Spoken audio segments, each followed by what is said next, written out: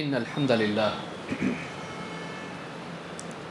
نحمده ونستعينه ونستغفره ونعوذ بالله من شرور أنفسنا ومن سيئات أعمالنا من يهده الله فلا مضل له ومن يضلل فلا هادي له وأشهد أن لا إله إلا الله وحده لا شريك له وأشهد أن محمدا عبده ورسوله أما بعد فإن خير الحديث كتاب الله وخير الهدي هدي محمد صلى الله عليه وعلى آله وسلم وشر الأمور محدثاتها وكل محدثة بدعة وكل بدعة ضلالة وكل ضلالة في النار.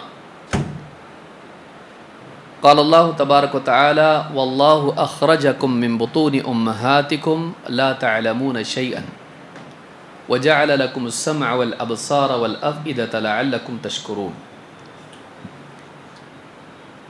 میرے محترم دینی بھائیوں، نوجوان ساتھیوں اور قابل احترام اور بہنوں، اللہ رب العالمین نے انسان کو اس دنیا میں ڈالا ہے اور اسے سننے، دیکھنے اور سوچنے سمجھنے کی صلاحیت سے نوازا ہے. انسان اپنے کانوں سے باتوں کو سنتا ہے اور اپنی آنکھوں سے اپنے اطراف پھیلی ہوئی دنیا کو دیکھتا ہے، آسمان و زمین کو دیکھتا ہے، مختلف مخلوقات کو دیکھتا ہے، اپنے سامنے ہونے والی تبدیلیوں کو دیکھتا ہے، اچھے اور برے کام اور اس کے انجام کو دیکھتا ہے. اسی طرح سے انسانی تاریخ میں جو کچھ ہوا ہے اپنے کانوں کے ذریعے سے ان داستانوں کو، ان واقعات کو سنتا ہے.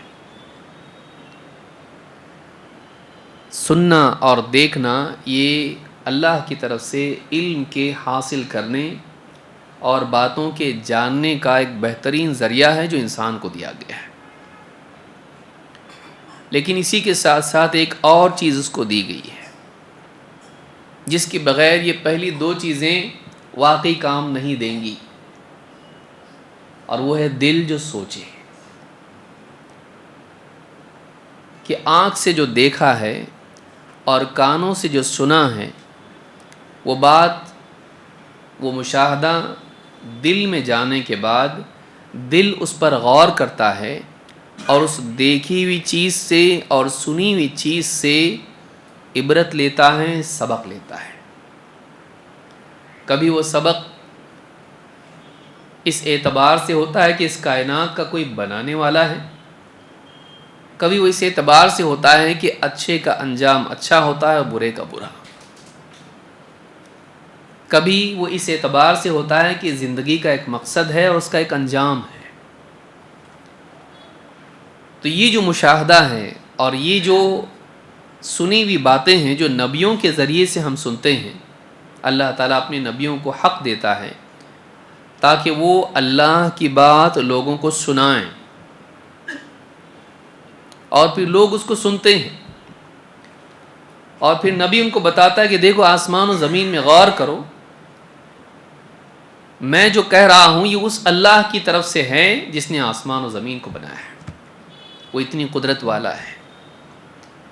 اور پھر جو جو باتیں نبی اپنی طرف سے بتاتے ہیں ان باتوں کی دلیل آسمان و زمین میں پھیلی ہوئی مخلوقات کی تصدیق کے ذریعے سے ان کے سامنے آتی ہے. ساری مخلوقات اور سارا نظام نبی کی بات کے حق ہونے کی تصدیق کرتا ہے، سچائی اس کی بیان کرتا ہے. لیکن انسان عام طور سے پہلی دو چیزوں میں پھنس کے رہ جاتا ہے. وہ اپنے سامنے دیکھتا ہے دنیا ہے، یہاں باغات ہیں، عمارتیں ہیں،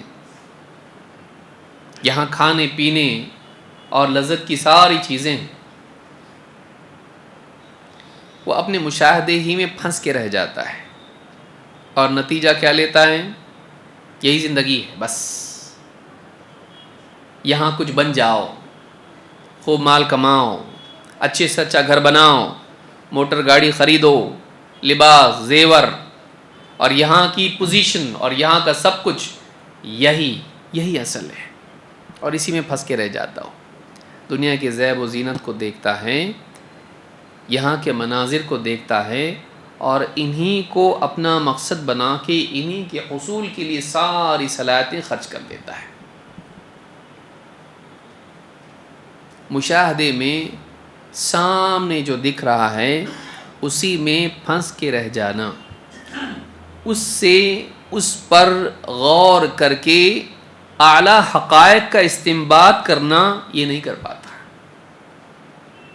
یہ سب کچھ ہمارے سبق کے لیے ہے، اس کو دیکھ کے کچھ سوچو اور کچھ سمجھو.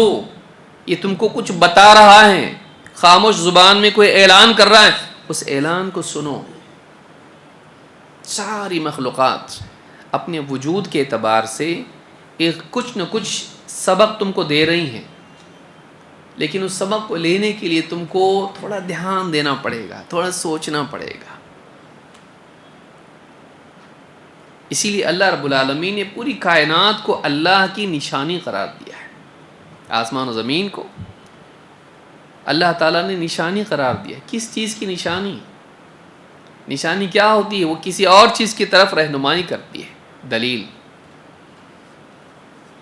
ساری کائنات کی جتنی بھی چیزیں اور ان کا اپنا ایک نظام، اللہ کے وجود، اللہ کے علم و حکمت، اس کی قدرت اور اس کی رحمت، اور اللہ کے بارے میں ایک تعارف ہی ہے. اور صرف اللہ کے بارے میں نہیں، بلکہ اللہ کی طرف سے ایک جو دن طے ہوا ہے، جو قیامت کا دن ہے، جو آنے والا ہے، اس ایک آنے والے دن میں جو عدل و انصاف ہونے والا ہے، اور دنیا ختم ہو کے پھر سے واپس بنائی جائے گی کہ نئی دنیا، جس میں انسان کو اس کے کیے کا انجام دیکھنا پڑے گا، اس کے سامنے آئے گا. یہ پوری کائنات بتاتی کہ وہ پاسبل ہے اور وہ ہونے والا ہے. انبیاء جو آتے ہیں وہ الفاظ میں بتاتے ہیں ایسا ہوگا، لیکن جو ہوگا وہ تو ہوا نہیں نا. اور انبیاء اکثر کمزور ہوتے ہیں، اور انبیاء کے مقابلے میں سماج طاقتور ہوتا ہے. انبیاء کے پاس نہیں ہوتا ہے، ان کے سامنے جو ہوتے ہیں ان کے پاس ہوتا ہے. اب جب نبی آ کے بتاتے ہیں دیکھو اگر نہیں مانو گے عذاب آئے گا، تو وہ ابھی آیا نہیں ہے، آنے والا ہے. لیکن لوگ انبیاء کی بات کو ہلکا سمجھتے ہیں، کیونکہ وہ نبیوں کو ہلکا سمجھتے ہیں. نبی کے ساتھ والے اکثر کمزور ہوتے ہیں اور ہلکا سمجھتے ہیں. کون ہے ان کے ساتھ؟ کیا ہے ان کے پاس؟ ان کی کمزوری ان کے لیے دھوکہ بن جاتی ہے. وہ جتنا دکھ رہا ہے اسی میں پھنس کے فیل ہو جاتے ہیں. ان کی بات پر غور نہیں کر پاتے کہ اس کی بات میں سچائی ہے. نبیوں کی بات حق ہوتی ہے، نبیوں کے پاس معجزات ہوتے ہیں، ان کے پاس اقتدار عموماً نہیں ہوتا ہے، ان کے پاس بڑی فوج نہیں ہوتی ہے. بہت کم نبی ایسے گزرے جن کے پاس اتنی بڑی چیز ہو، لیکن عام طور سے نبی کمزور ہی ہوتے ہیں. اور جن کے پاس وہ جاتے ہیں ان کے پاس عموماً اقتدار ہوتا ہے، بادشاہ، سردار، مالدار.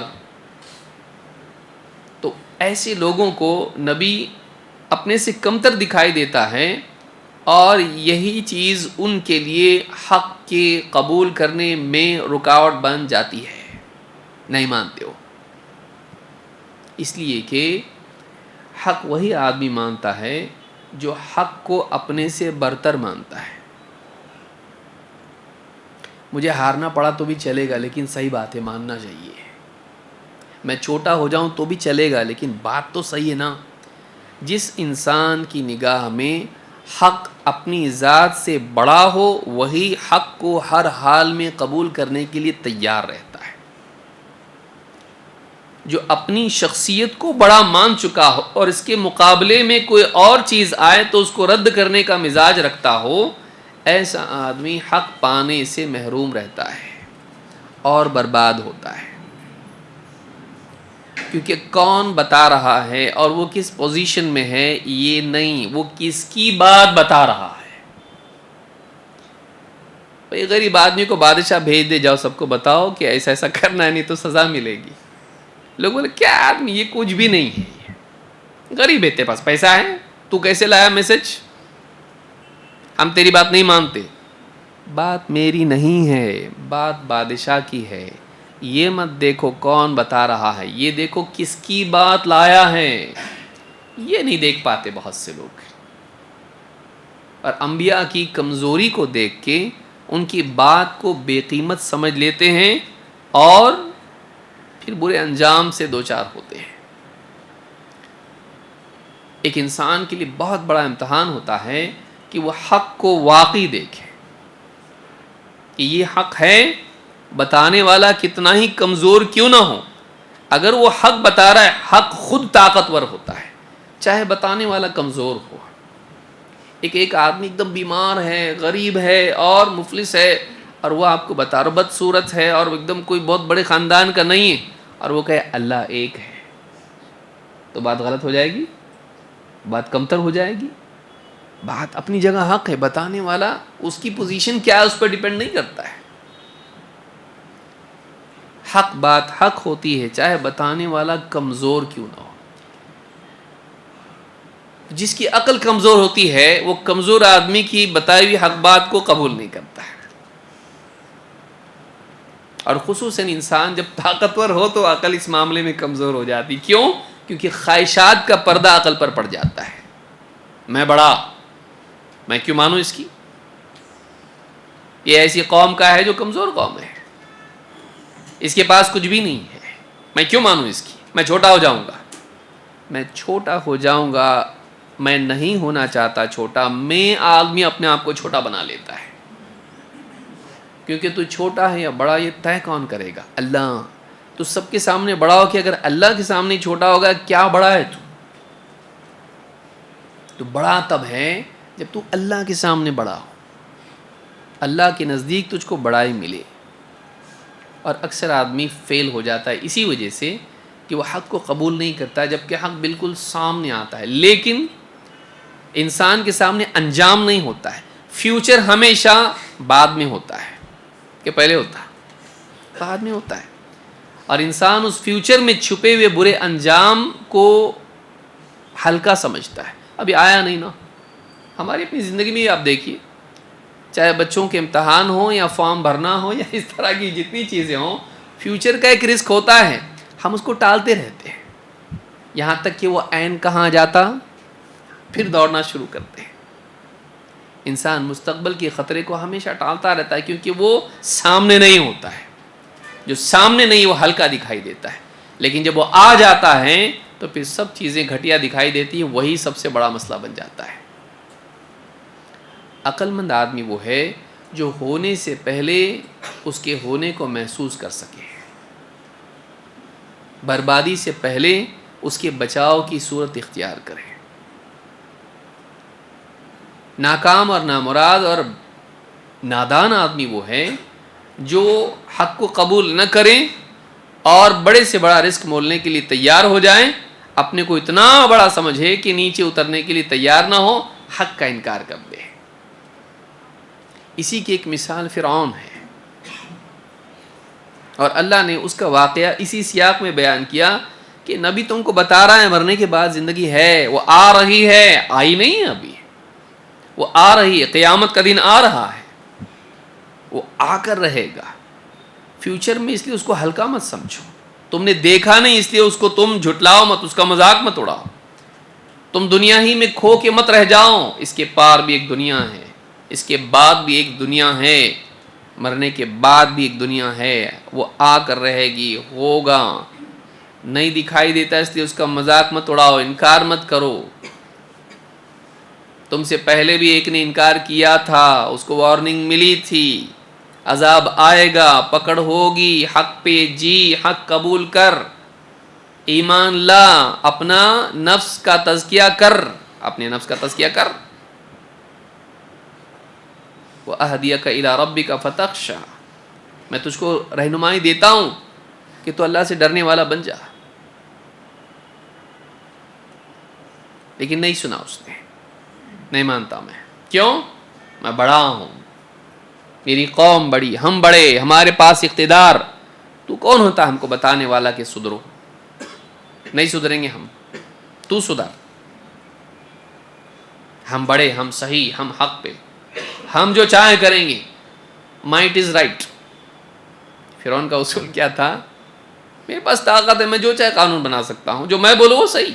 اکثر دنیا میں جن کے پاس مال، اقتدار، سیاست اور شہرت اور بڑائی ہوتی ہے، ان کا یہی ہوتا ہے، ہم جو بولے وہ صحیح، ہم جو کیے وہ صحیح۔ لیکن یہ صحیح نہیں، صحیح وہ ہے جس کو اللہ صحیح بتائے، اور اللہ جو بتاتا ہے وہ اپنے نبیوں کے ذریعے بتاتا ہے، اور نبیوں کو اللہ عموماً طاقت والا نہیں بناتا، کمزور، ان کے ساتھ والے کمزور۔ کیوں؟ یہ امتحان ہوتا ہے لوگوں کے لیے کہ وہ حق کو اپنی مجرد شکل میں دیکھیں، کہ وہ ان کی کمزوری کو دیکھ کے اسی میں الجھ کے نہ رہ جائیں، بلکہ ان کی حق کو دیکھ پائیں، یہ کمزور ہے لیکن ان کی بات مضبوط ہے۔ تبھی تو واقعی آدمی پرکھنے والا قرار پاتا ہے بھائی، کہ جو حق کو دیکھ کے آیا۔ پاور کو دیکھ کے تو سبھی آتے ہیں، پاور کو دیکھ کے، طاقت کو دیکھ کے، اور وسائل اور اسباب اور فراوانی کو دیکھ کے تو سبھی آتے ہیں، لیکن واقعی آنے والا وہ ہے جو صرف حق کو دیکھ کر آئے، چاہے اس کے پیچھے کمزور لوگ کیوں نہ ہوں، اس کے حاملین کمزور کیوں نہ ہوں۔ موسیٰ علیہ السلام، بنی اسرائیل، ایک دم کمزور قوم، اور فرعون ایک دم طاقت والا، پورا اقتدار اس کے پاس، حکومت اس کے پاس۔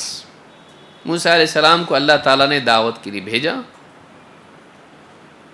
اور جب دعوت دی تو قبول نہیں کیا اس نے، اور وہی واقعہ پورا اللہ تعالیٰ نے اختصار کے ساتھ، کیونکہ دوسرے مقامات پر بہت تفصیل سے، سورہ طٰہٰ میں آپ کو تفصیل سے ملے گا، سورہ قصص میں آپ کو تفصیل سے ملے گا، سورۃ الشعراء میں آپ کو تفصیل سے ملے گا، اور بھی مقامات پر آپ کو ملے گا۔ موسیٰ علیہ السلام کا واقعہ پچھلے ہفتے بھی ہم نے سنا، تفصیل سے قرآن کریم میں مختلف مقامات پر اللہ نے اس کو ذکر کیا ہے، خصوصاً اس اعتبار سے بھی کہ محمد صلی اللہ علیہ وسلم کی نسبت ایک خاص نسبت ہے موسیٰ علیہ السلام سے۔ انا ارسلنا الیکم رسولا شاہدا علیکم کما ارسلنا الی فرعون رسولا۔ دیکھیے سورہ المزمل میں اللہ نے کہا، ہم نے تمہاری طرف ایک رسول کو بھیجا ہے جو تم پر گواہ ہے، جیسے ہم نے فرعون کے پاس بھی ایک رسول بھیجا تھا۔ تو اللہ تعالیٰ نے سارے نبیوں میں انتخاب کیا موسیٰ علیہ السلام کا، کہ فرعون کے پاس ہم نے جیسے ایک رسول بھیجا تھا تمہارے پاس بھی بھیجا ہے۔ سارے مکہ کے سردار، قبائلی زندگی میں بڑے لوگ، سب پاور والے، ان کے درمیان نبی صلی اللہ علیہ وسلم دعوت دے رہے ہیں، مانو بات کو، ہم سردار ہیں، ہم کیوں مانیں، تم بولے تو ماننا کیا، ہم نہیں مانتے۔ تو حق کو ماننے میں رکاوٹ اکثر انسان کا گھمنڈ ہوتا ہے، اپنی بڑائی کی وجہ سے آدمی حق کو قبول نہیں کرتا ہے۔ جو انسان اپنی بڑائی کو چھوڑ کے حق کی طرف نہ بڑھے، ایسا آدمی حق کو قبول نہیں کر پاتا ہے۔ لہٰذا اس بات کو ہمیشہ یاد رکھنا چاہیے، حق کے مقابلے میں گھمنڈ نہیں۔ لیکن کبھی گھمنڈ کیسا ہوتا؟ کبھی گھمنڈ مال کا ہوتا ہے، کبھی گھمنڈ سیاسی اقتدار کا ہوتا ہے، کبھی گھمنڈ سائنس کا بھی ہوتا، عقل کا۔ یہ بات عقل میں نہیں آتی، قرآن کی بات عقل میں نہیں آتی، حدیث کی بات عقل میں نہیں آتی۔ قبر میں عذاب ہوگا، قیامت ہوگی، انصاف ہوگا، جنت جہنم، یہ سب چیزیں عقل میں نہیں آتا آپ میں۔ بعض اوقات کبر جو ہوتا ہے یہ عقل کا بھی ہوتا ہے، انسان کا گھمنڈ جو ہوتا ہے وہ عقل کا بھی ہوتا ہے بعض اوقات، اور ہم ایسے دور میں جی رہے ہیں ابھی، اس میں علم کی فراوانی ہے، ریسرچ اور دنیا بھر کی ساری تحقیقات اور سائنس اور لاجک اور نہ جانے کی اتنی چیزیں، یہ ایک اعتبار سے انسان کے لیے پیمانہ بن چکے ہیں، بلکہ بعض کے لیے معبود کا درجہ اختیار کر چکے ہیں۔ سائنس جو بولا ماننے کا، ٹھیک ہے بھائی، سائنس اپنی جگہ اس کی اپنی ایک اہمیت ہے، لیکن سائنس کی باتیں آج صحیح کل غلط بھی ہوتی، وہ اتنی پکی نہیں ہوتی ہیں۔ ہر بات اتنی پکی نہیں ہوتی، کچھ باتیں بہت پکی ہیں، لیکن آدمی اس کو اسی کو پیمانہ بنا لے اور اسی کی بنیاد پر مانے، تو ایسا آدمی بعض اوقات سائنس کو اتنا بڑا مقام دیتا ہے کہ سائنس کے اعتبار سے معجزات ہو ہی نہیں سکتے، کیونکہ یہ کیا ہے، یہ نیچرل لاز کے خلاف ہے، یہ فزکس کے لاز کے خلاف ہے، یہ میریکلز نہیں ہو سکتے، معجزات نہیں ہو سکتے، انکار کر دیتا ہے۔ مرنے کے بعد زندگی نہیں ہے، کیونکہ کیا ہے، ایٹمز ہیں اور الیکٹرونز اور پروٹونز ہیں، بس انسان مٹی مل کے ختم ہو جاتا، تو انسان کا وجود ختم۔ وہ کیا ہے، بس کیمیکل ریاکشن جو جسم میں چلتے رہتے ہیں، جیتا آدمی، مر گیا، ختم ہو گیا، سب مٹی میں مل گیا، دکھ رہا نا۔ Observation, believe what you see, nothing beyond that۔ جو دکھتا نا اس کے پار کچھ بھی نہیں ہے، اتنا ہے، مٹی میں گیا کہ نہیں گیا، گیا نا، ختم، اس سے آگے نہیں ہے، کیونکہ یہ سائنس کے خلاف ہے کہ ہم یہ مانیں اس کے بعد بھی زندگی ہے، اس کے بعد بھی انسان کی بقا ہے، نہیں۔ تو بعض اوقات آدمی عقل کو ہی اپنے لیے پیمانہ بنا لیتا ہے اور اس گھمنڈ کی وجہ سے مذاق اڑاتا ہے ان لوگوں کا جو نبوی تعلیمات کے مطابق عقائد اور اعمال کا اہتمام کرتے ہیں۔ اس لیے پڑھے لکھے لوگوں میں دیکھیے آپ،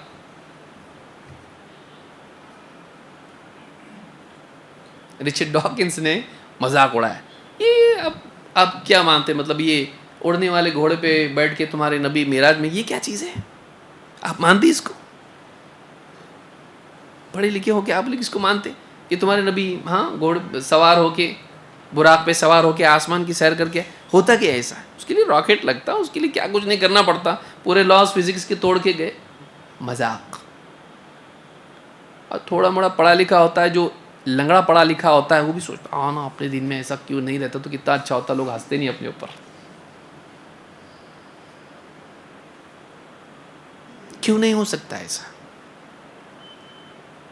بھئی آپ ہی کا راکٹ ہے، آج سے 500 سال پہلے اگر کوئی بولتا کہ لوہا ہم لے کے جا رہے آسمان میں بغیر کسی سواری کے، اڑتے جائے گا آسمان میں، مانتا کوئی؟ آپ کا ایروپلین ہے، ناؤ چلانے والا بولتا بھائی ابھی آنے والا ایک ایسا جو ہوا میں اڑے گا، ابھی تو تیر رہا نا، ایسا ہوا میں بھی اڑنے والی ایک ناؤ آنے والی ہے، شپ، کیا بولتے اس کو؟ شپ ہی بولتے اس کو، مانتا کوئی اس کو؟ بات کرتے بیوقوف کہیں کا، ایسا ہو سکتا کیا ہے؟ آج جا رہا نا پلین، جا رہا بھی اور آ رہا بھی، آج نہیں جا رہا تو چاند پہ نہیں جا رہے آج، لیکن آج سے 1000 سال پہلے اگر کوئی کہتا ہم لوگ چاند پہ جا رہے، معلوم لوگ کیا بولتے اس کو؟ پاگل کہیں کا، ہو سکتا کیا ایسا؟ تو پھر نبی صلی اللہ علیہ وسلم کا آسمانوں کی سیر کرنا اور آپ کا آسمان میں سعودی عرب جانا یا امریکہ جانا، کیا فرق ہے اس میں؟ فرق ہے، لیکن پھر بھی اگر دیکھا جائے امکانی اعتبار سے کیا فرق ہے؟ آپ ایک کو مان رہے، دوسرے کو کیوں نہیں مان رہے؟ مطلب آپ کا پائلٹ لے کے جا سکتا اور ہمارے جبریل لے کے نہیں جا سکتے، کیوں نہیں؟ پاسبلٹی کے اعتبار سے کیوں نہیں؟ تو آپ کو آنکھ میں آنکھ ڈال کے ہم کو اس کو بات کرنے آنا چاہیے، امکانی اعتبار سے کیوں نہیں؟ تو ایک بات ہوتی کہ انسان جب عقل ہی کو بنیاد بنا لیتا ہے تو حقائق کا انکار کرنے لگتا ہے، وہ بھی ایک گھمنڈ ہوتا ہے۔ آخرت کا انکار کرنے والے، معجزات کا انکار کرنے والے اکثر اسی طرح کے عقل والے علمی گھمنڈ میں مبتلا ہوتے ہیں۔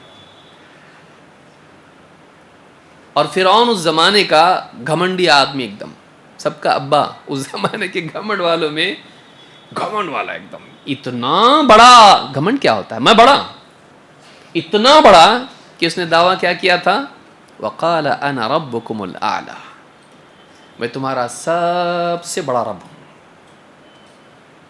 اب بڑا بولے تو کتنا بڑا؟ تمہارا جتنے رب ہیں نا تمہارے، ان میں بھی بڑا رب میں، خالی رب نہیں، صرف رب نہیں ہوں میں، رب میں بڑا رب۔ اور اس کا انجام کیا ہوا؟ تو یہ جو بڑائی ہے، حق کی قبولیت میں بڑائی رکاوٹ بنتی ہے، اور انسان اپنے اطراف پھیلی ہوئی چیزوں کو، کبھی مال، کبھی اقتدار، کبھی کچھ اور، ان چیزوں کو دیکھتا ہے اور ان کی بڑائی میں مبتلا ہو جاتا ہے، میرے پاس یہ ہے۔ اس کے بالمقابل نبی کے پاس حق ہوتا ہے. میرے پاس حق ہے، تیرے پاس طاقت ہے، میرے پاس حق ہے. حق ہمیشہ شخصیات سے اور دنیا کی زیب و زینت سے اور یہاں کی اقتدار سے بڑا ہوتا ہے، کیونکہ حق کے ساتھ اللہ کی مدد ہوتی ہے. حق کے ساتھ اللہ کی مدد ہوتی ہے. تو کمزور کے ساتھ اگر اللہ کی مدد آ جائے تو کمزور رہتا نہیں، لیکن دیکھنے والے کو وہ کیا دکھائی دیتا ہے؟ کمزور. وہ دیکھنے کے لیے ایمان چاہیے کہ اس کے ساتھ کون ہے؟ اللہ ہے. لیکن اہل باطل یہ دیکھ نہیں پاتے ہیں، وہ بس کمزوری میں اس نے کہا کہ دیکھ کے آنکھوں سے دیکھا بس اسی پر ٹک گیا، سوچا نہیں اس کے پیچھے کہ یہ جو بتا رہا ہے وہ صحیح نہیں، اس کو مانتا نہیں ہے، ضد میں آ جاتا ہے. یہاں فرعون ہے جو موسیٰ علیہ السلام کی عصا کو جادو قرار دے کر انکار کر دیا،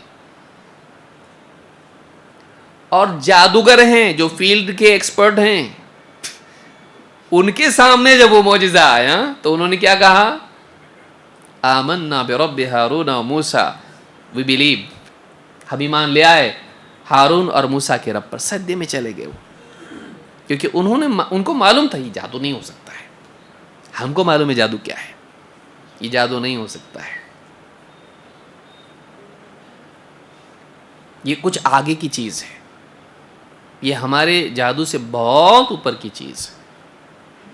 تو سجدے میں چلے گئے. انہوں نے حق کو دیکھا اور مان لیا، سمجھا انہوں نے یہ ہماری چیز نہیں ہے، یہ اس کے پار والی کوئی چیز ہے. تو یہ اب جادو نہیں تو یہ پھر کیا ہے؟ یہ معجزہ ہے. معجزہ کس کی طرف سے آتا؟ اللہ کی طرف سے. تو یہ رسول ہے اللہ کا، ہم مان لیے. پھر اور نہیں مانا، بلکہ ماننے والوں سے کیا کہا؟ میرے سے پوچھے بغیر کیسے مان لائے تم لوگ؟ مطلب صاحب کی پرمیشن چاہیے ایمان لانے کے لیے. ہاں، اتنا بڑا کہ تم ایمان لانے کے لیے بھی تم کو پرمیشن لینا چاہیے، جو کہ انسان کے دل کا عمل ہے. اس پہ بھی میری حکومت، وہ بھی خود سے نہیں کرنے کا، میرے سے پوچھ کے کرنے کا، میرے سے پوچھے بغیر سوچنے کا بھی نہیں. جب بعض اوقات آدمی اپنی حدیں بھول جاتا ہے، وہ سمجھتا ہے ہر چیز پر اس کا اقتدار ہے، پھر اللہ نے اس کو ذلیل کر دیا. تو یہ جو واقعہ ہے اس سیاق میں کس سیاق میں آ رہا ہے؟ آخرت کا انکار. اور آگے بھی بات پھر ویسی شروع ہونے والی ہے، لیکن بیچ میں اللہ نے اس کو ڈال دیا، گھمنڈ مت کرو اپنے مال پہ، اپنی طاقت پر، اپنے علم پر، اپنی عقل پر. گھمنڈ مت کرو. گھمنڈ کی وجہ سے حق کا انکار کرنا اچھی بات نہیں، چاہے بتانے والا کمزور کیوں نہ ہو، چاہے اس کی قوم کمزور کیوں نہ ہو. ان میں پھنس کے رہ مت جاؤ، دھوکہ مت کھاؤ. وہ جو بول رہا ہے وہ صحیح ہے، اس کا بیک گراؤنڈ مت دیکھو، پولیٹیکل اس کی کمزوری مت دیکھو. اس کے پاس جو بات ہے وہ صحیح ہے. اکثر ہوتا یہی ہے نا کہ ہم پہلے دیکھیں کون ہے، کچھ بھی نہیں ہے، لیکن بات صحیح ہوتی ہے اس کی، حق بات بول رہا ہے، اس کو مانو. فرعون نے نہیں مانا. اللہ نے اسی کو بیان کیا ہے، اللہ تعالیٰ نے اسی کو قرآن کریم میں بیان کیا ہے. اللہ نے پھر سے ہم پڑھ رہے ہیں کیونکہ بیچ میں انقطاع ہوا تھا کچھ دنوں کا، تاکہ آپ کے سامنے پورا معاملہ آ جائے اور پھر ہم آگے شروع کریں گے. اللہ نے فرمایا هل اتاک حدیث موسیٰ، اے نبی کیا آپ کے پاس موسیٰ کا واقعہ آیا ہے؟ اذ ناداہ ربہ بالوادی المقدس طویٰ، جب موسیٰ کے رب نے اسے آواز دی، پکارا ایک مقدس وادی طویٰ میں. اذهب الى فرعون انه طغى، اے موسیٰ فرعون کے پاس جاؤ، وہ بڑا سرکش ہو گیا ہے. فقل هل لك الى ان تزكى، اس سے جا کے کہو کیا میں تمہیں راہ بتاؤں کہ تم پاکیزگی اختیار کرو، اپنے آپ کو برائیوں سے پاک کر کے ایک اچھے انسان بن جاؤ، شرک سے پاک ہو کے توحید والے ہو جاؤ، کفر سے نکل کے ایمان والے بن جاؤ. وَأَهْدِيَكَ إِلَىٰ رَبِّكَ فَتَخْشَىٰ، اور میں تمہیں تمہارے رب کی طرف راہ سجھاؤں، راہ دکھاؤں تاکہ تم اس سے ڈرنے والے لوگوں میں شامل ہو جاؤ. فَأَرَاهُ الْآيَةَ الْكُبْرَىٰ، اللہ تعالیٰ فرماتا ہے یہ کہنے کے بعد موسیٰ علیہ السلام نے فرعون کو بڑی بڑی نشانیاں دکھائیں. یہاں آیا واحد استعمال ہوا ہے، لیکن ہم نے دیکھا آیات اللہ نے ذکر کیا ہے، کئی نشانیاں تھیں. تو اللہ تعالیٰ نے موسیٰ علیہ السلام کو نشانیاں دی، جن میں بڑی نشانیاں تھیں جو ان کے ساتھ رہتی تھیں. ایک ان کا عصا تھا جو زمین پر ڈالتے ہی سانپ بن جاتا تھا، اٹھاتے تھے واپس عصا بن جاتا تھا. اور دوسرے ہاتھ اس طرح سے بغل میں ڈال کے نکالتے تھے تو کیا ہو جاتا تھا؟ ایک دم بے عیب، بغیر کسی عیب کے روشن ہو جاتا تھا. تو فَأَرَاهُ الْآيَةَ الْكُبْرَى، موسیٰ علیہ السلام نے نہ صرف اسے دعوت دی بلکہ اسے نشانیاں بھی بتائیں، دکھائیں. فَكَذَّبَ وَعَصَى، فرعون کا رسپانس کیا تھا؟ اس نے موسیٰ علیہ السلام کی بات کو جھٹلایا اور نافرمانی کی. اس نے اس کی تکذیب کی اور بات ماننے سے انکار کر دیا، جھٹلایا اور نافرمانی کی. حق کو جھٹلایا اور امر کی نافرمانی کی. ثم ادبر یسعی، بلکہ اسی پر معاملہ ختم نہیں ہوا. جھٹلانے تک بات رکی نہیں مانتا پہ بات رکی نہیں، بلکہ اب اس نے یہ کیا کہ اس کو ختم کرنے کے لیے بھی اس نے سازش شروع کر دی. ایک تو یہ ہوتا ہے کہ آدمی، بھائی تمہاری بات سمجھ میں نہیں آ رہی، میں نہیں مانتا، تم تمہارے حساب سے چلو، میں میرے حساب سے چلتا ہوں. یہ بھی غلط ہے. حق کا انکار، اللہ کی طرف سے اگر حق آیا ہے تو اس کا انکار نہیں ہونا چاہیے. تو ایک تو حق کا انکار کیا، بات کو جھٹلایا، نافرمانی کی، نہیں مانا.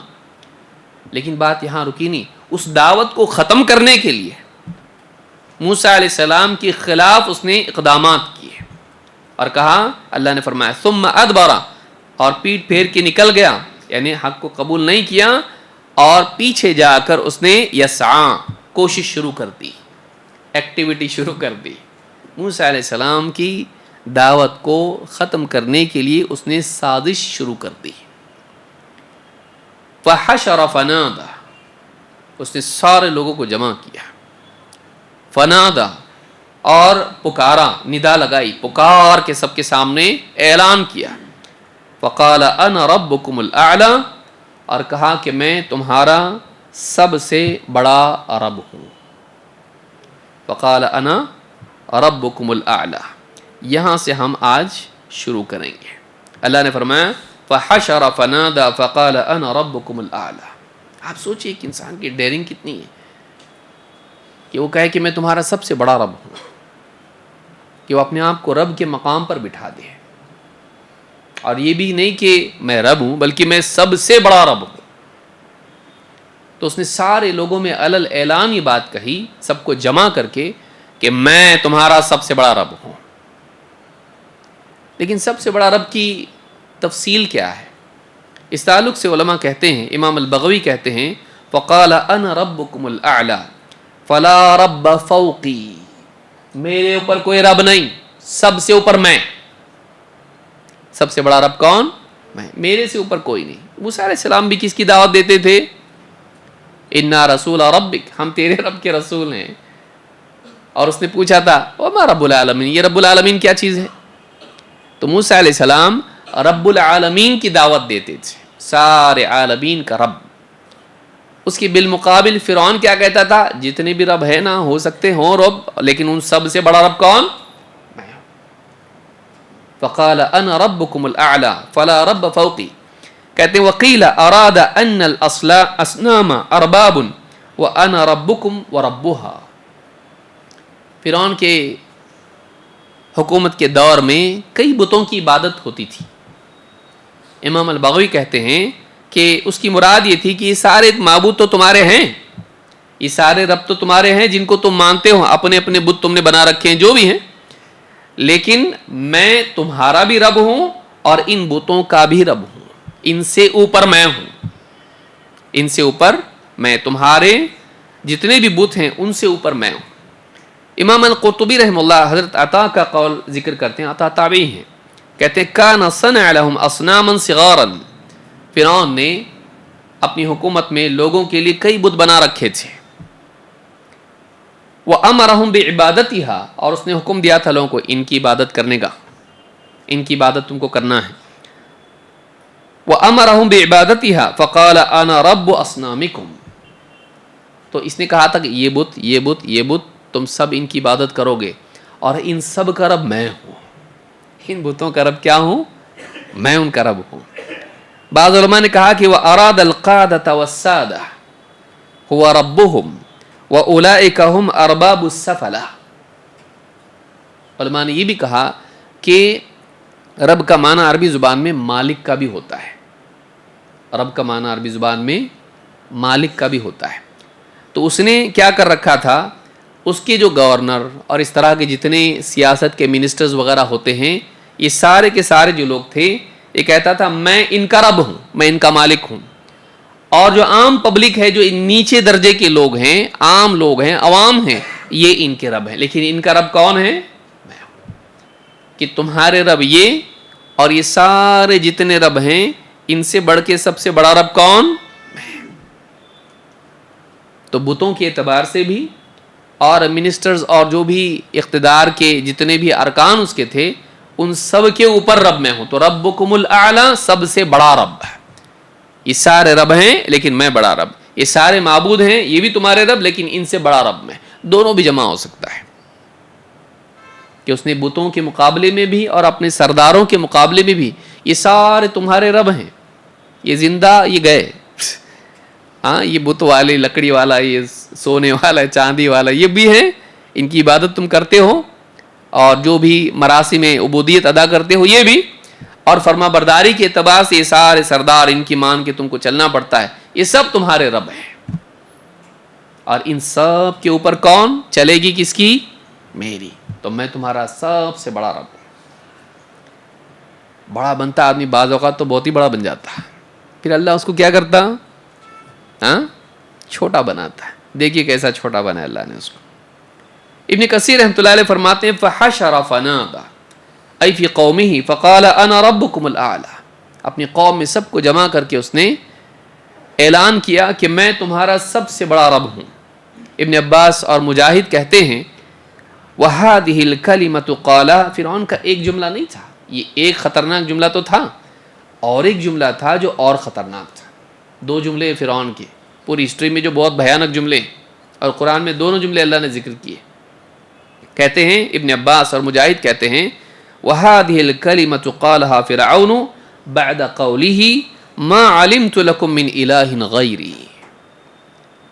یہ بولنے سے پہلے ایک اور جملہ اس نے کہا تھا، اور قرآن میں اللہ نے اس کو ذکر کیا سورہ قصص آیت نمبر 38 میں. کیا کہا تھا فرعون نے؟ ما علمت لکم من الہ غیری. میرے سوا میں نہیں جانتا کہ اور کوئی تمہارا معبود ہے. میرے سوا میں نہیں جانتا کہ واقعی تمہارا کوئی اور معبود ہے. کہتے ہیں کہ یہ ب40 سنۃ، کہ یہ 40 سال بعد جملہ اس نے کہا کہ میں تمہارا سب سے بڑا رب ہوں. تو یعنی ایک زمانے تک یہ دو باتیں چلتی رہیں، ایک بات چلتی رہی پھر دوسری بات بھی آئی. پھر آخر میں اس نے آگے کہا کہ میں تمہارا سب سے بڑا رب ہوں. ختم. جو بھی معبود تم مانتے ہو، جو بھی سردار تمہارے جو بھی بڑے ہیں، ان سب میں بڑا، سب سے بڑا میں بڑا. تو اس طرح سے فرعون نے دو باتیں کہی، ایک معبود کے اعتبار سے اور ایک رب کے اعتبار سے. میں نہیں جانتا کہ میرے سوا تمہارا کوئی رب ہے، ایک جملہ. دوسرا جملہ میں تمہارا سب سے بڑا رب ہوں. ربوبیت اور الوہیت دونوں کو اس نے کس کے لیے خاص کر لیا؟ اپنے لیے. اور فرعون کے مقابلے میں موسیٰ علیہ السلام کی دعوت تھی کہ ہمارا معبود ایک معبود ہے. موسیٰ علیہ السلام سے اللہ نے سب سے پہلی بات کیا کہی تھی؟ اننی انا اللہ، میں اللہ ہوں، میرے سوا کوئی عبادت کے لائق لا الہ الا انا فاعبدنی. میرے سوا کوئی عبادت کے لائق نہیں تو میری ہی عبادت کر. اور موسیٰ علیہ السلام نے جا کے دعوت دی تو کہا کہ ہم رب العالمین کی طرف سے رسول بنا کر بھیجے گئے ہیں. تو ربوبیت اللہ کے لیے، الوہیت اللہ کے لیے. ایک دم اس کو یعنی میری پوری سب چھین رہا ہے، یہ تو پوزیشننگ چھین رہا ہے یہ میری پوری. تو ظاہر بات ہے دشمن بنا ہو. تو فرعون نے اس طرح سے سارے لوگوں کو جمع کیا اور کہا میں تمہارا سب سے بڑا رب ہوں. اللہ تعالیٰ فرماتا ہے فَأَخَذَهُ اللَّهُ نَكَالَ الْآخِرَةِ وَالْأُولَى، اللہ تعالیٰ نے دنیا اور آخرت میں اس کی عبرت والی پکڑ کی۔ اب یہاں پر لفظ آیا ہے آخرہ اور اولا، علماء نے دو باتیں یہاں کہی ہیں کیونکہ دونوں کی پاسبلٹی اس میں ہے، لیکن ایک راجح ہے، ایک زیادہ پاورفل بات ہے۔ کیا باتیں ہیں وہ؟ کہ اللہ تعالیٰ نے اخذ پکڑ کی، گرفت کی اس کی، فاخذہ اللہ نے اس کی پکڑ کی، نکال الآخرۃ والاولی، بعد والی اور پہلی کی عبرت بنا کر۔ تو بعد والی اور پہلی کیا؟ اس میں علماء نے دو باتیں کہی ہیں۔ ایک تو آخرت اور اولا جو ہے، اس اعتبار سے بھی قرآن میں بتایا گیا اور استعمال ہوتا ہے کہ آخرت سے مراد واقعی آخرت ہے اور اولا سے مراد دنیا ہے۔ جسے اللہ نے نبی صلی اللہ علیہ وسلم کے بارے میں بھی کیا فرمایا؟ وَلَلْآخِرَةُ خَيْرٌ لَكَ مِنَ الْأُولَى، تو آخرت سے مراد آخرت اور اولا سے مراد تو پہلی اور بعد والی، پہلی اور آخری۔ کتنی زندگی ہے ہمارے پاس؟ دو، ایک دنیا کی جو کون سی ہے، دوسری ہے نا پہلی ہے، اور اس کے بعد آخری ہے۔ کیا اس کے بعد بھی کچھ ہے واپس دنیا میں آنے والے پنرجنم لے کے؟ نہیں، تو یہ پہلی زندگی ہے، اور اس کے بعد وہ کون سی ہے؟ آخری، اس کے بعد کوئی زندگی نہیں، تو پہلی اور آخری۔ تو علماء نے کہا کہ اللہ نے فرعون کی پکڑ کی عبرت بنا کر دنیا میں بھی اور آخرت میں بھی، دنیا میں بھی عذاب دیا اس کو اور آخرت میں بھی اس کے لیے اس سے کیا ہے؟ بڑھ کر عذاب ہے۔ ایک معنی یہ ہے۔ دوسرا معنی، چونکہ دو باتیں اس نے کہی تھی، ایک پہلی اور دوسری آخری، جس کے بعد چھٹی ہو گئی اس کی۔ پہلی بات کیا تھی؟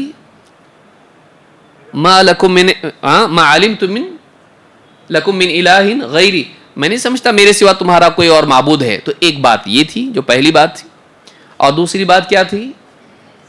وَأَنَا رَبُّكَ وَقَالَ أَنَا رَبُّكُمُ الْأَعْلَى، میں تمہارا سب سے بڑا رب ہوں۔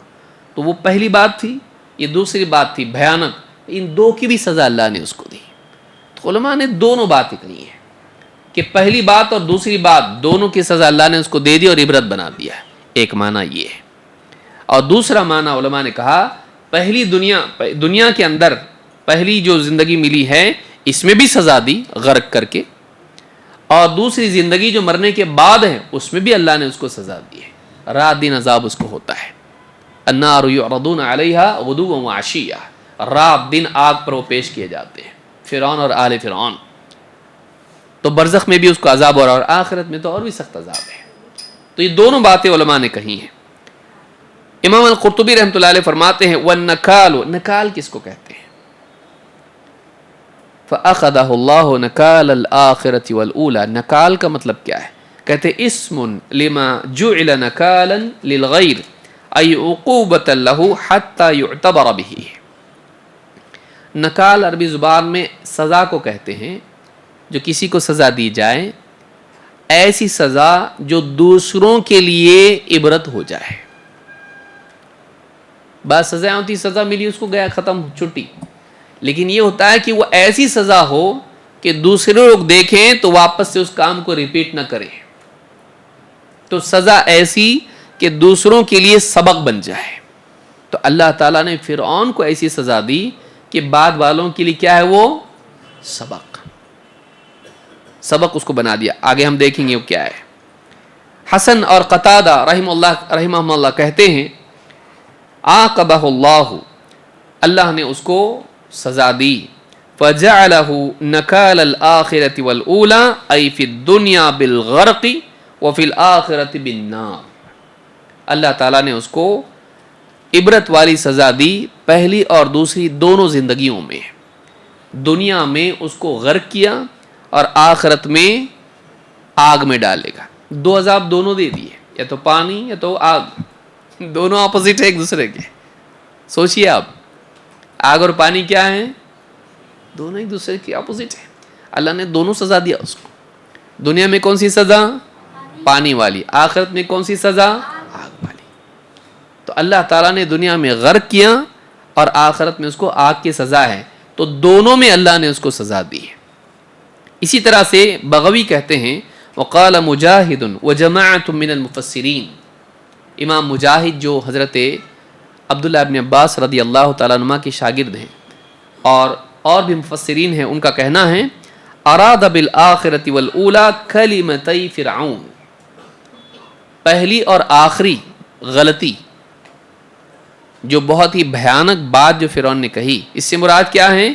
کہتے ہیں دو جملے فرعون کے تھے، قولہ ما علمت لکم من الہ غیری، میں نہیں جانتا کہ میرے سوا تمہارا کوئی اور معبود ہے، ایک جملہ، یہ پہلی غلطی تھی، بہت بھیانک غلطی۔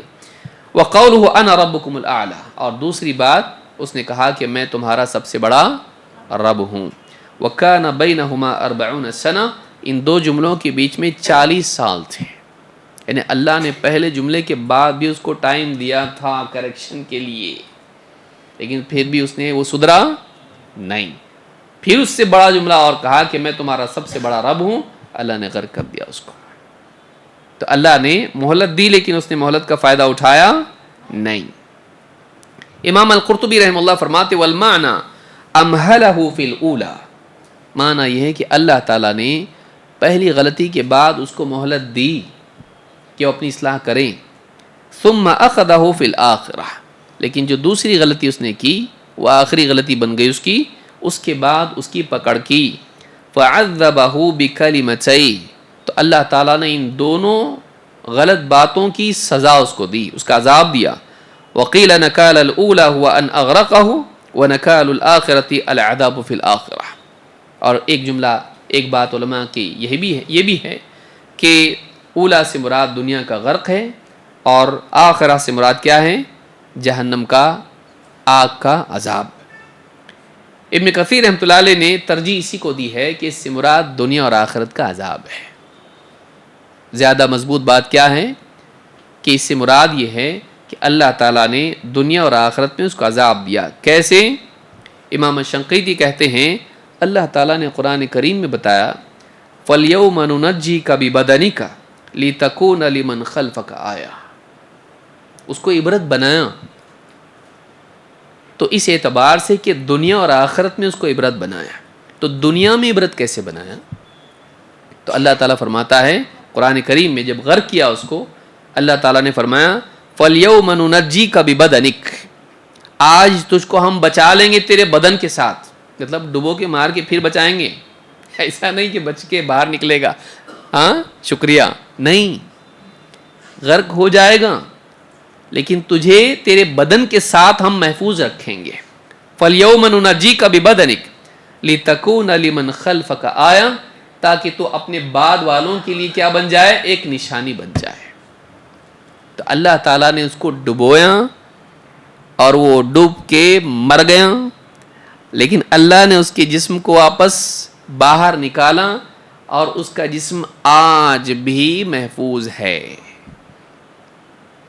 آج بھی محفوظ ہے، آج بھی وہ جسم اسی حالت میں، ظاہر بات ہے اتنے ہزار سالوں کے بعد سوکھ جاتا جسم، لیکن آج بھی وہ مصر میں رائل ممی ہال میں موجود ہیں، اور ریسرچرز نے اس کے اوپر مستقل ریسرچ کی۔ تو یہ کتنی بڑی بات ہے، کتنا ہسٹوریکل پروف ہے یہ، اس اعتبار سے کہ یہ واقعی قرآن کی بات فَالْيَوْمَ نُنَجِّيكَ بِبَدَنِكَ، آج تیرے جسم کو ہم محفوظ رکھیں گے، بچا لیں گے، کیوں؟ لِتَكُونَ لِمَنْ خَلْفَكَ آیَةً، تاکہ تو بعد والوں کے لیے، اس زمانے والوں کو معلوم ہی نہیں تھا کہ کدھر ہے وہ، یہ بہت بعد میں، آج بعد میں جو لوگ آئیں گے ان کے لیے کیا بن جائے؟ وہ عبرت بن جائے کہ دیکھو اللہ تعالیٰ کیسا ڈبا کے مارا اس کو، ہاں کتنا بڑا بادشاہ تھا، کتنی طاقت تھی، کیا نہیں تھا اس کے پاس، کتنی شرارت کیا، لیکن دیکھو اللہ تعالیٰ نے کیسا کیا، اس کا انجام کیا کیا؟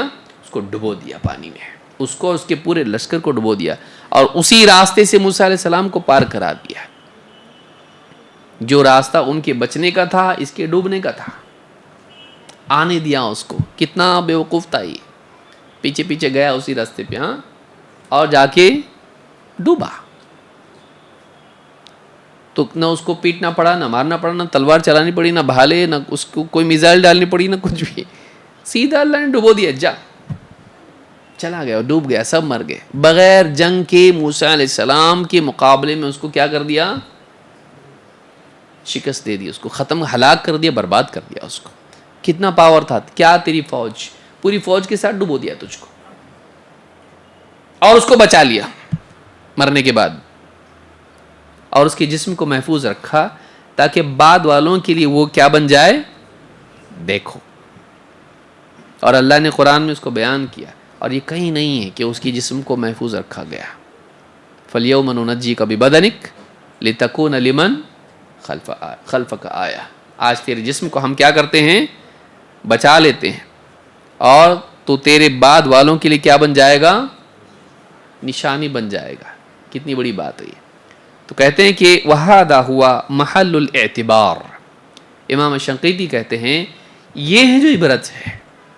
تو اس سے معلوم ہوتا ہے کہ دنیا میں سزا دی اور آخرت میں بھی سزا دی، اور دنیا میں جو غرق کرنے کی سزا دی اس کو عبرت بنا دیا اس اعتبار سے کہ اس غرق کرنے کے بعد جسم کو اس کے محفوظ رکھا تاکہ بعد والوں کے لیے کیا بن جائے، وہ نشانی بن جائے. تو یہ اللہ کی طرف سے ایک عبرت کی چیز ہے. اور اللہ نے فرمایا ان فی ذلک لعبرۃ لمن یخشی. اس میں عبرت ہے ان لوگوں کے لیے جو اللہ کا خوف رکھتے ہیں، اللہ سے ڈرتے ہیں. خشیت جو ہوتی ہے یہ علم کے ساتھ ہوتی ہے. خوف ضروری نہیں علم کے ساتھ ہو، بغیر علم کے ہوتا. کیوں ڈر لگ رہا، معلوم نہیں کیا ڈر لگ رہا بہت، بس. تو خوف جو ہوتا ہے اس کے ساتھ علم ہونا ضروری نہیں ہوتا. بعض اوقات ہوتا نا، کیا معلوم یہ راستے سے جاتا تو ڈر ہی لگتا، کیوں معلوم نہیں. تو یہ خوف ہے.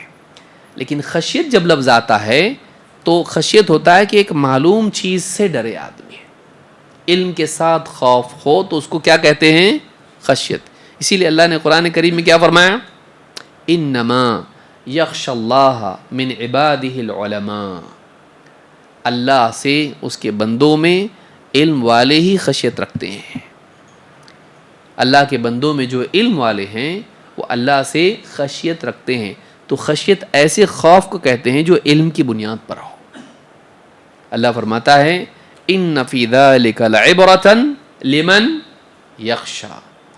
اس میں سبق ہے، عبرت ہے اس کے لیے جو اللہ سے ڈرتا ہو، جس کے دل میں اللہ کا خوف نہ ہو کہ میرا کوئی مالک ہے جو بہت قدرت والا ہے، جو چاہے کر سکتا ہے، جس کے نزدیک صحیح اور غلط کی ایک حیثیت ہے. غلط کو پنپنے نہیں دیتا، تھوڑی دیر پنپنے دیتا لیکن پھر اس کے بعد اس کو پکڑتا ہے، اور اس کی پکڑ سے بھاگ نہیں سکتے. اور حق چاہے کمزوری کیوں نہ ہو، اللہ کی مدد اس کے ساتھ ہوتی ہے. جو آدمی برے انجام سے ڈرتا ہے وہی آدمی عبرت لیتا ہے، وہی آدمی عبرت لیتا ہے. جس انسان کے ذہن میں ہلاک ہونے کا اندیشہ اس کو ہو، میرے کو بھائی گڑھے میں نہیں جانا ہے، مجھ کو ہلاک نہیں ہونا ہے، وہی آدمی سبق لیتا. لیکن جس آدمی کو ڈر نہیں رہتا، جس آدمی کے دل میں خوف اور خشیت نہیں ہوتی ہے، ایسا آدمی کتنی چیزیں اس کے سامنے آتی لاپرواہ ہوتا ہو. جو برے انجام سے ڈر رکھتا ہے وہ اصلاح کرتا ہے. کوئی آدمی دیکھا ہاتھ چلا کے گاڑی چلا رہا تھا، دیکھو کیسا دواخانے میں پڑا ہوا ہے، ہاں ہاتھ چھوڑ کے گاڑی چلا رہا تھا. اب اس کو نہیں اگر ویسا ہونا ہے تو یہ کیا کرے گا، اب سبق لے گا اور خود نہیں چلائے گا. ویسا لاپرواہ ہوگا، ڈر نہیں ہے تو کیا کرے گا، یہ بھی چلائے گا. یہ بھی اس کے بازو میں جا کے اسی ہاسپٹل میں جمع ہو جائے گا. سمجھ میں آ رہی بات کہ انسان سبق کب لیتا ہے، جب اس کے دل میں ڈر ہو کہ مجھے برے انجام تک نہیں جانا ہے. تو اس واقعے میں غور کرو کہ اللہ تعالیٰ کیسے برباد کرتا ہے طاقت والوں کو جب وہ حق کا انکار کرتے ہیں. تو اپنے علم کی طاقت، اپنی سیاسی طاقت، اپنے مال کی طاقت، اپنے تعلقات کی طاقت یا کوئی اور طاقت جو بھی تمہارے پاس ہے، اس کے بھروسے پر مت جیو. حق کا انکار مت کرو. تم کبھی اتنے بڑے نہیں ہو سکتے کہ حق سے بھی بڑے بن گئے. حق لانے والے کو حقیر مت جانو. وہ اگر حق بات بول رہا ہے اس کو قبول کرو. نہیں اگر قبول کرو گے، اس کے خلاف تم طاقت استعمال کرو گے، اللہ برباد کر دے گا. تھوڑا ٹائم لگے گا. پھر ان کو 40 سال دیے اللہ نے، اور زیادہ سال دیے اس کو، تو اس بیچ کا فاصلہ ہے بس. پھر لیکن اللہ اس کا انجام کیا ہے؟ برا ہے. اور بعض اوقات اس کا انجام ایسا ہوتا ہے کہ وہ دوسروں کے لیے کیا بن جاتا ہے؟ عبرت. دوسرے دیکھ کے سوچتے کہ کیا حال ہوا نا اس کا، دیکھو کیا تھا ایک زمانے میں، ہاں ایک زمانے میں کیا تھا، آج دیکھو کیا حالت ہے اس کی. اور تاریخ میں ہم نے کتنے بادشاہوں کو، کتنے سیاست دانوں کو دیکھا جنہوں نے اپنی طاقت کے زمانے میں بہت کچھ کیا، لیکن پھر لوگوں کے سامنے اللہ نے ان کو ایسا کیا کہ ان کو دیکھ کے لوگ بولتے اللہ ہمارے ساتھ ایسا نہیں کرے. ہاں آدمی اس کے لیے، لوگوں کے لیے عبرت بن جاتا ہو. اور کتنے لوگوں کو لوگوں نے دیکھا ایسا، بادشاہ سے بادشاہ، منسٹر سے منسٹر، مالداروں سے مالدار، سب کا ایسا حال ہوتا ہے جو حق کے مقابلے میں ظلم اور جبر کا راستہ اختیار کرتے ہیں.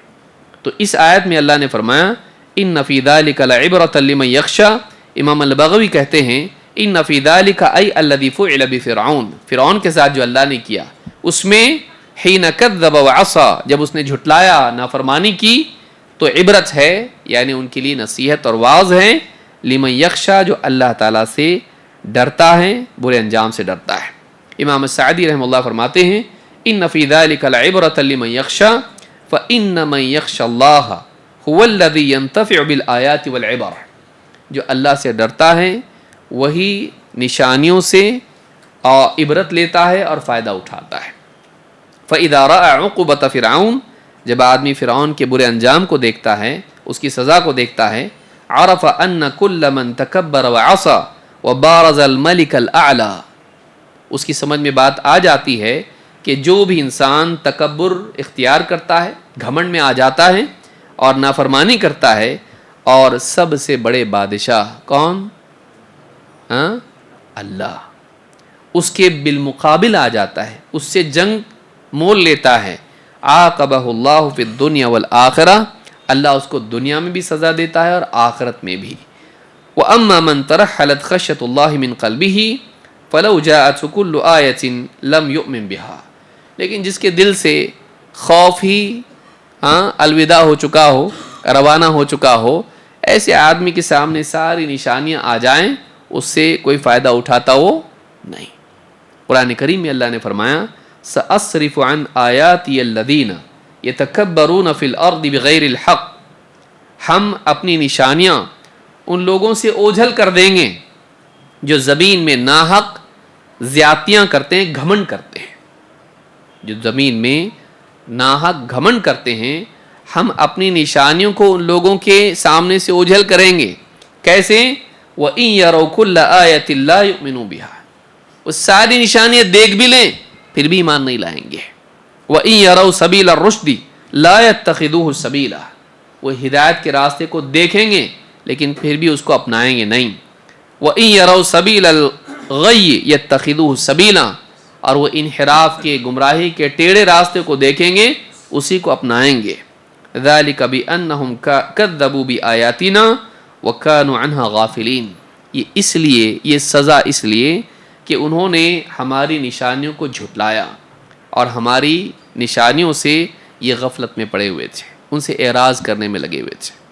جب آدمی کے سامنے حق آتا ہے اور وہ اس کو جھٹلا دیتا ہے تو اس کی سزا دنیا میں ملتی ہے کہ اللہ تعالیٰ اس کی آنکھوں پہ پردہ ڈال دیتا ہے، پھر وہ دیکھ کے بھی اندھے کی طرح ہو جاتا ہے، اس کو فائدہ ہوتا نہیں. اس لیے حق جب سامنے آئے تو اس کا انکار نہیں کرنا چاہیے، کیونکہ اس کی سزائیں ملتی ہے کہ پھر اس کے بعد جو باتیں سامنے آتی ہیں ان کا فائدہ نہیں ہوتا ہے، کیونکہ دروازہ بند ہو گیا، آنکھوں پہ پردہ پڑ گیا. اور یہی حال فرعون کا ہوا کہ اس نے ساری نشانیاں دیکھا، فائدہ نہیں ہوا. اخیراً یہ ہوا کہ اللہ نے اس کو کیا کر دیا؟ ہلاک کر دیا. وہ اپنے جرم میں اور بڑھتا گیا اور اس نے یہ اعلان کر دیا کہ میں تمہارا سب سے بڑا رب ہوں. اللہ نے اس کے بعد جب گھڑا بھر گیا، اس کا ٹائم ختم ہو گیا، اللہ تعالیٰ نے اس کو برباد کر دیا اور بعد کے لوگوں کے لیے نشانی بنا دیا. تو باطل تھوڑی دیر کے لیے پنپتا ہے لیکن اس کا انجام برا ہے. تاریخ میں بار بار بار بار بار بار یہ سبق ہم کو ملا ہے، اس سے ہم کو فائدہ اٹھانا چاہیے. اللہ رب العالمین ہم سب کو سمجھ عطا فرمائیں اور قرآن و سنت کے علم سے مستفید ہونے والا بنائیں. اب اس کے آگے کا جو عنوان ہے انشاءاللہ ہم آنے والے درس میں دیکھیں گے کہ پھر سے اللہ تعالیٰ نے آخرت کے عنوان کو شروع کیا اور کائنات کی نشانیوں کی طرف پھیرا. ایک یہ نشانی ہے جو کانوں کے ذریعے سے معلوم پڑی، دیکھا نہیں ہم نے فرعون کو، ہم نے اس زمانے کو نہیں پایا. اب اگلی نشانی وہ آئیں گی جو آسمان و زمین میں ہے. اللہ تعالیٰ نے بتایا آخرت ہو سکتی ہے، کیوں نہیں ہو سکتی ہے؟ زندگی واپس ہے، قیامت کا دن آئے گا، کیوں نہیں آ سکتا ہے؟ تم کو بتاتے ہیں، دیکھو نشانیاں کیا ہیں اس کی. تو انشاءاللہ آنے والے درس میں اس کو ہم دیکھیں گے. اقول ھذا واستغفر اللہ لی ولکم.